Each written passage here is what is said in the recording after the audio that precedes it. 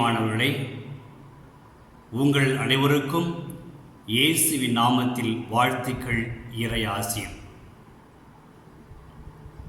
இன்று ஜூன் மாதம் 29ஆம் தேதி ஞாயிற்றுக்கிழமை 2025 பொதுக்காலத்தின் 13ஆம் ஞாயிறு. ஆனால் இன்றைய நாளில் திருச்சபையானது புனிதர்கள் பேதுரு, பவுல் திருத்தூதர்கள் இவர்களின் பெருவிழாவை கொண்டாட நம்மை அழைக்கிறது. இந்த இரு புனிதர்கள் பேதுருவும் பவுலும் திருச்சபையின் இரு தூண்கள் என்று சொல்லலாம். திருச்சபை தொடக்கத்தில் வளர்த்தெடுப்பதில் ஆழ்ந்த ஆர்வத்தோடு மிகுந்த உற்சாகத்தோடு இறைபணியாற்றியவர்கள். பேதுரு 3 ஆண்டுகள் இயேசுவோடு ஒன்றித்து வாழ்ந்தவர், இயேசுவின் நேரடியாக வாழ்ந்தவர், அவருடைய செய்தியை கேட்டவர், இயேசு ஆற்றிய புதுமைகளை பார்த்தவர். இப்படி இயேசுவை வியந்து பார்த்த மாமனிதர் பேதுரு. பேதுரு இயேசுவிடமிருந்து நேரடியாக கற்றுக்கொண்டார். பவுலடியார் இயேசுவை நேரடியாக சந்திக்கவில்லை. ஆனால் பிறகு இயேசு அவருக்கு காட்சி கொடுத்து அவரை தொட்டு அபிஷேகம் செய்து அவரை உருமாற்றினார்.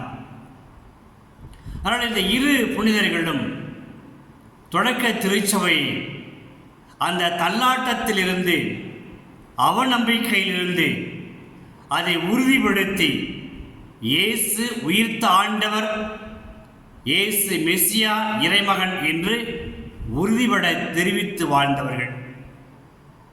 அன்பர்களே, நாம் இன்றைய பெருவிழாவை கொண்டாடுகிற பொழுது இந்த செய்தி நமக்கு உற்சாகத்தையும் நமது நம்பிக்கையையும் இயேசுவின் மீது நாம் கொண்டிருக்கின்ற நமது விசுவாசத்தையும் இன்னும் ஆழப்படுத்த வேண்டும். அவரில் நாம் வேரூன்றி வளர வேண்டும். இந்த இரு புனிதர்களின் வாழ்வும் நமக்கு ஒளி ஊட்டுகிறது, நம்பிக்கை கொடுக்கிறது. எல்லா சூழ்நிலைகளிலும், குறிப்பாக வாழ்க்கை தடுமாறுகின்ற பொழுது உயிர்த்த இயேசு உடன் இருக்கிறார் என்ற இறை செய்தியை நமக்கு கொடுக்கிறார்கள். தூய பேதுரு இன்றைய மத்தேயு நற்செய்தி 16ஆம் அதிகாரத்தில் இயேசு சீடர்களை பார்த்து கேட்டார், மக்கள் என்னை பற்றி என்ன பேசுகிறார்கள்? அவர்கள் பல்வேறு பதிலை கொடுத்தார்கள். இயேசு சீடர்களை பார்த்து கேட்டார், சரி, நீங்கள் என்னை யார் என்று சொல்கிறீர்கள்? என்னை பற்றி உங்களுக்கு என்ன புரிந்தது என்று கேட்கின்றார். உடனே பேதுரு எழுந்து, நீர் மெசியா, வாழும் கடவுளின் மகன். கடவுள், அது வாழும் கடவுளின் மகன். இப்போ எந்த அளவிற்கு இயேசுவின் மகத்துவத்தையும் உன்னதத்தையும் பேதுரு புரிந்து கொண்டார்கள் என்று பாருங்கள். பேதுரு இயல்பாகவே உணர்ச்சி வசப்படக்கூடியவர், சட்டென்று பதில் சொல்லக்கூடியவர், அதிகம் சிந்திக்காமலேயே இயேசு கேட்ட உடனே பதிலளிக்கக்கூடியவர். அப்படிப்பட்ட அந்த பேதுருவை இயேசு கொஞ்சம் கொஞ்சமாக பண்படுத்துகிறார். திருச்சபை ஆண்டு நடத்த, வழி நடத்த, திருத்தூதர்களை உறுதிப்படுத்த, மக்களை நல்வழியில் கொண்டு செல்ல பேதுருவை பக்குவப்படுத்தினார், பாங்குபடுத்தினார். பேதுரு நமக்கு தெரியும், இயேசு வரை எனக்கு தெரியவே தெரியாது என்று 3 முறை மறுதலித்தவர். அவ்வாறு மறுதலித்த பிறகும் இயேசு பேதுருவை விரட்டி விடவில்லை, அவர் மீது கோபம் கொள்ளவில்லை, இறுதி வரையும் அவரை அன்பு செய்கிறார்.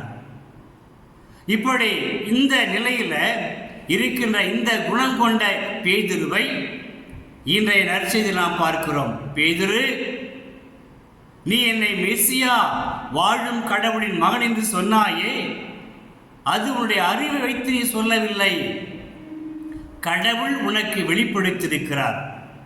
எனவே உனது பெயர் பேதுரு, இந்த பாறையின் மீது என் திருச்சபையை கட்டுவேன். எவ்வளவு ஆழமான வார்த்தைகள் பாருங்கள். பேதுருவுக்கு பெரிய பொறுப்பை ஒப்படைக்கிறார். தனக்கு பிறகு இந்த இறையாட்சியை கொண்டு செல்கிற, நடத்துகிற, அதுவும் பாங்குடன் நடத்துகிற அந்த பெரிய பணியை, பொறுப்பை பேதுருவுக்கு அளிக்கிறார். உனது பெயர் பேதுரு, பாறை. இந்த பாறை அசைக்க முடியாது. நரகத்தின் வாயில்கள் உண்மையில் குடிகொள்ளா. விண்ணரசின் திறவுகோள்கள் உன்னிடம் ஒப்படைக்கிறேன். நீ யாரை அனுமதிப்பாயோ அவர்கள் வருவார்கள் என்று சொல்லி பேதுருவை மையப்படுத்தி, மேன்மைப்படுத்தி, நீ முக்கியமானவர், அருள் பெற்றவர் என்பதை இயேசுவே சொன்னார் அன்று. இதை இது நாம் சற்று ஆழமாக புரிந்து கொள்ள வேண்டும். எப்படி புரிந்து கொள்வது? திருத்துதர் பணியில் 5ஆம் அதிகாரத்தில் மிக தெளிவாக ஒரு நிகழ்ச்சி. பேதுரு மாலை நேரத்தில், மாலை 3 மணிக்கு கோவிலுக்கு ஜெபிக்க செய்வார். அவ்வாறு சாலமன் மண்டபத்தில் மக்கள் அமர்ந்திருப்பார்கள். அவளை கடந்து செல்வார். அவரால் ஓர் செல்லுகிற பொழுது அந்த வழியோரத்தில் உடல் நலமற்றோர், பல்வேறு நோய்களால் பீடிக்கப்பட்டோர், தீய ஆவிகளால் பிடிக்கப்பட்டு இன்னலுக்கு உள்ளானவர்கள் எல்லாம் அங்கே அமர்த்தப்படுகிறார்கள். நோயுற்றவர்களை கட்டிலில் தூக்கி கொண்டு வைத்து அவர்கள் காத்திருக்கிறார்கள் பேதுருவின் வருகைக்காக. எதற்கு தெரியுமா? பேதுருவை தொட்டு குணப்படுத்த வேண்டும் என்பதற்காக அல்ல. பேதுரு அவர்களை பார்த்து பேச வேண்டும் என்பதற்காக அல்ல. நன்றாக கவனியுங்கள். இறைவார்த்தை சொல்கிறது, அங்கே காத்திருக்கிற நோயாளிகள், பிணியாளிகள், பேய் பிடித்தவர்களெல்லாம் எதற்காக? அவர்கள் பேதுருவின் நிழல், அவருடைய நிழல் பட்டாவது அவர்கள் குணம் பெறுவார்கள். அப்ப பேதுருவின் நிழலுக்கே எவ்வளவு சக்தி என்று பாருங்கள், வல்லமை என்று பாருங்கள். கொடுத்தது யார்? உயிர்த்த இயேசு ஆண்டவர்.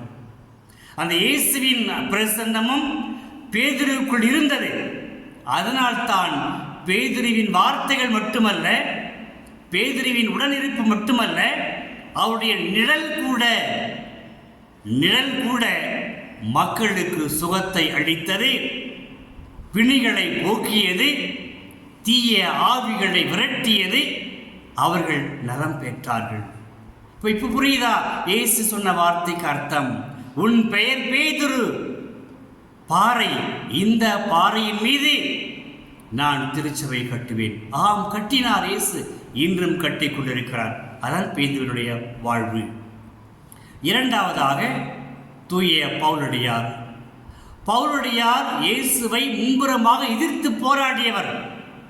அவர் பெயரையே மக்கள் உச்சரிக்க கூடாது என்று உச்சரித்த மக்களை எல்லாம் கொன்று குவித்த ஒரு வீரன், மாவீரன் பவுல். அந்த பவுலை உயிர்த்த இயேசு சந்தித்து அவருடைய வாழ்வை மாற்றினார். பவுலின் வாழ்வை உருமாற்றி அந்த பவுல் என்ற அந்த வார்த்தைக்கு அவர் அர்த்தத்தை கொடுக்கிறார். என்ன அர்த்தம்? 2 கொரிந்தியர் நூலில் 12ஆம் அதிகாரத்தில் தூய பவுலுடைய சாட்சி சொல்கிறார். என்னுடைய வாழ்க்கையில் நான் எல்லா துன்பங்களையும் அனுபவிக்கிறேன். அதாவது பவுலான பிற்பாடு, மனமாற்றத்திற்கு பிறகு, இயேசுவை போதிக்க ஆரம்பித்திருப்பாடு, இயேசுவே ஆண்டவர், இயேசு உயிர்த்த கடவுள் என்று போதித்த பிறகு பல்வேறு இன்னல்களுக்கு ஆளாக்கப்படுகிறார். துன்பங்கள், துயரங்கள், இன்னல்கள், நெருக்கடிகள், கசையடிகள், நீண்ட பயணங்கள், பசி, பிணி, பட்டினி என்று சொல்லிக்கொண்டே செல்லலாம். இவற்றையெல்லாம் நான் அனுபவித்தேன். ஆனால் இந்த அனுபவிக்கின்ற போதெல்லாம் தூய ஆவியின் கொடைகளை நான் பெற்றிருந்தேன். எனவே நான் எந்த நிலையிலும் என்னுடைய நேர்மையை இழக்கவில்லை. ஆனால் எப்போதும் நேர்மையாக இருந்தேன், எப்போதும் உண்மையாக இருந்தேன் என்றால் உயிர்த்த இயேசு என்னை தொட்டார். நான் அதற்கு சாட்சியாக விளங்கி கொண்டிருக்கிறேன், அதுக்கு சாட்சி பகர்கின்றேன், அதை நான் விவரித்து சொல்கின்றேன் என்று உறுதிபட தெரிவித்தார் பவுலடியார். இவ்வாறு தெரிவித்த அந்த பவுலடியார் சொல்கிறார், என்னுடைய வாழ்வில் பெரும் குறை ஒன்று இருக்கிறது. பெருங்குறை என்ன தெரியல. அந்த பெருங்குறையை அது என்னுடைய உடலில் தைத்த முள் போல் அது குதறிக் கொண்டிருக்கிறது, குத்தி கொண்டிருக்கிறது, வழி கொடுத்து கொண்டிருக்கிறது. எதற்காக என்று பேதுரு அந்த பவுல் கேட்கும் பொழுது அவரே சொல்கிறார், நான் இருமாப்பு அடையாதவாறு. எதற்காக? இயேசுவால் மீட்கப்பட்டவன், உயிர்த்த இயேசு நேரடியாக சந்தித்தவன் காட்சியின் மூலமாக இன்று சார்ந்து மகிழ்ந்து கொண்டிருக்கிறேன். என்னுடைய பேச்சை பலரும் கேட்கிறார்கள் என்றெல்லாம் நான் இருமாப்பு கொள்ளாதவாறு ஒரு பெருங்குறை என்னுடைய உடலில் தைத்த முள் போல் என்னை வதைத்துக் கொண்டிருக்கிறது. நான் இயேசுவை பார்த்து கேட்டேன், என்னை இருந்து எடுத்துவிடும், இந்த முள்ளை எடுத்துவிடும் என்று கேட்டேன். இயேசு சொல்கிறார், நான் எடுக்க மாட்டேன், ஆனால் என்னுடைய அருளை உனக்கு கொடுக்கிறேன், என் அருள் உனக்கு போதும். உன்னுடைய வலுவின்மையில், உன்னுடைய தோல்வியில், உன்னுடைய பலவீனத்தில் நீ என்னுடைய ஆற்றலை காண்பாய், ஆற்றலை அனுபவிப்பாய். பெரிய வார்த்தைகள், உண்மைக்கு வார்த்தைகள். அன்று அந்த வார்த்தைகள் தூய பவுலடியாருக்கு தெம்பு கொடுத்தது, நம்பிக்கை கொடுத்தது. ஒவ்வொரு முறையும் அந்த பவுலடியார் பலவீனப்பட்ட பொழுது இயேசுவின் வல்லமையையும் இயேசுவின் ஆற்றலையும் உத்வேகத்தையும் உணர்ந்து அனுபவித்தவர் பவுலடியார். இரண்டாவதாக 2 கொரிந்தியர் அந்த 6வது அதிகாரத்தில் பவுலடியார் இவ்வாறு சொல்கிறார், அதாவது நான் பலவீனப்பட்டவன், இந்த பலவீனப்பட்ட நேரங்கள் எல்லாம் நான் ஒன்றை இறுக்கமாக பற்றி கொண்டிருக்கிறேன், உயிர்த்த இயேசு ஆண்டவரை. அந்த உயிர்த்த இயேசு ஆண்டவர் எனக்கு உயிர் கொடுத்து கொண்டிருக்கிறார். அவருடைய கிருபை எனக்கு போதும், அவருடைய வல்லமை எனக்கு போதும் என்று அவர் பவுலடியார் கூறினார் அழுத்தமாக. கலாத்தியருக்கு எழுதிய அந்த நூலில் 2ஆம் அதிகாரத்தில் 20வது வசனத்தில் பவுலடியார் இவ்வாறு சொல்கிறார், என்னுடைய வாழ்க்கையில் நான் அதிகாரத்தை பார்த்தவன், படைவீரராக இருந்தவன், அனைத்தையும் பார்த்தவன், அருள் பெற்றவன் என்றெல்லாம் நான் இருமாப்பு அடையவில்லை. நான் இறந்து விட்டேன், என்னுடைய சுயநலம் இறந்து விட்டது, ஆனால் வாழ்கிறேன். வாழ்வது நான் அல்ல, என்னில் கிறிஸ்துவே வாழ்கிறார். அற்புதமான வார்த்தைகள், உண்மையான வார்த்தைகள். நான் இறந்து விட்டேன். ஆக திருமுழுக்கு பெற்ற ஒருவரும் நாம் இறந்து போனால்தான் கிறிஸ்து நம்மில் வாழ முடியும், நம் வழியாக பேச முடியும், நம் வழியாக பிறரோடு வாழ முடியும், பிறரை வாழ்விக்க முடியும். அதுதான் நடந்தது பவுலடியார் வாழ்வில். பவுலடியார் பிறரை வாழ வைத்தார், நம்பிக்கை ஊட்டினார். எந்த நிலையிலும் தோண்டி விடாதீர்கள், எந்த நிலையிலும் கலங்கி போய்விடாதீர்கள், சோர்ந்து விடாதீர்கள். உயிர்த்த இயேசு உங்களுக்கு நம்பிக்கை அளிக்கக்கூடியவர், உங்களை வாழ்விக்கக்கூடியவர். நான் இறந்து விட்டேன், ஆனால் என்னில் கிறிஸ்து வாழ்கிறார் என்ற பெரிய ஒரு உண்மையை அன்று பவுலடியார் போட்டுடைத்தார், உறுதிப்படுத்தினார். ஆமன்பர்களே, இந்த 2 மகான்கள், திருச்சபையினுடைய பெரிய தூண்கள் பேதுருவும் பவுலும். இன்று அவருடைய நாளை நினைத்து பார்க்கிற பொழுது, அவரை நினைவுபடுத்தி நாம் போடுகின்ற பொழுது, ஆண்டவருக்கு நன்றி சொல்கின்ற பொழுது நாம் கற்றுக்கொள்கின்ற பாடம் என்ன என்பதை நாம் புரிந்து கொள்ள வேண்டும். வேறொன்றுமல்ல, அன்று பேதுரை பார்த்து, நீ பாறை, உன் மீது திருச்சபை கட்டுவேன். இந்த காணொளியை காத்து கொண்டிருக்கிற, கேட்டுக்கொண்டிருக்கிற நம் அனைவருக்கும் கிறிஸ்து கொடுக்கிற செய்தி, நீ பாறை, உன் வழியாக உன் குடும்பத்தை கட்டி எழுப்புவேன், உன் உறவுகளை கட்டி எழுப்புவேன், நீ சாட்சியாக விளங்குவாய். அன்று பவுலடியாருக்கு சொல்லியது போல, என் அருள் உனக்கு போதும். உன்னுடைய பலவீனத்தில், உன்னுடைய சோகத்தில், உன்னுடைய துயரத்தில், உன்னுடைய தடுமாற்றத்தில் நான் இருக்கிறேன் உன்னை தாங்கி பிடிக்க. ஆகவே அன்பர்களே, நம்மை பார்த்தும் உயிர்த்த இயேசு சொல்கிறார், என் அருள் உனக்கு போதும், உன்னுடைய வலுவின்மையில் நீ என்னை காண்பாய், என்னுடைய வல்லமையை காண்பாய், என்னுடைய ஆற்றலை காண்பாய் என்று இயேசு நமக்கும் இன்று நம்பிக்கை ஊட்டுகிறார், உறுதியளிக்கிறார். நாமும் சாட்சிகளாக வாழ பேதுருவை போல, பவுல் அடியாரைப் போல நம்முடைய குடும்பத்தில், நம்முடைய உறவுகளில், நம்முடைய பணித்தலங்களில் கிறிஸ்துவின் முகமாக வாழ, கிறிஸ்துவின் கண்களாக திகழ, கிறிஸ்துவின் காதுகளாக கேட்க, கிறிஸ்துவின் கரங்களாக செயல்பட இன்று நம்மை இயேசு அழைக்கிறார். இயேசுவின் அழைப்பை ஏற்போமா? ஜெபிப்போம்.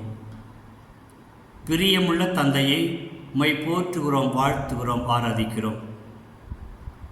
எங்களுக்கு பேதுரு, பவுல் என்ற இருவரும் திருத்தூதர்களை அளித்தீர்.